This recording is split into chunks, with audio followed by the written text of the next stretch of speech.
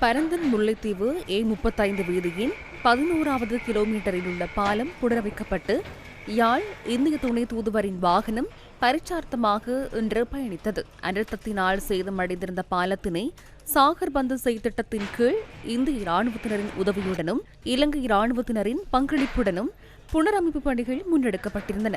பயணிகள் போக்குவரத்திற்கு அடுத்த வாரத்தின் முதல் அல்லது இரண்டாவது நாளில் குறித்த பாலம் திறந்துவிடப்படவுள்ளது. ஆபரேஷன் சாகர் பந்து, அதாவது சாகர் பந்து நடவடிக்கை என்ற தலைப்பின் கீழ் 28 நவம்பர் அன்று ஆரம்பிக்கப்பட்ட இந்த திட்டத்தின் கீழ் பல்வேறு விதமான உதவிகள் இந்திய மக்களின் சார்பாக வழங்கி வருகின்றோம். குறிப்பா கிளிநொச்சி மாவட்டத்தில் பரந்தன் பிரதேசத்திலே A35 பாதையில் இந்திய இராணுவத்தின் இன்ஜினியர் டாஸ்க் போர்ஸ் என்ற குழுவினால் பெய்லி பிரிட்ஜ் என்று சொல்லப்படும் பாலத்துக்கான வேலைகள் கிட்டத்தட்ட முடிந்திருக்கிறது என்று சொல்லலாம். அது மிக விரைவிலே அடுத்த கிழமை ஆரம்பத்திலேயே மக்களுக்கு வழங்கப்படும் என நம்புகிறேன். நிச்சயமாக அடுத்த கட்டமாக மேலும் உதவிகள் இந்தியாவிலிருந்து வரும். இந்த ஆபரேஷன் சாகர் பந்து என்பது முடியவில்லை.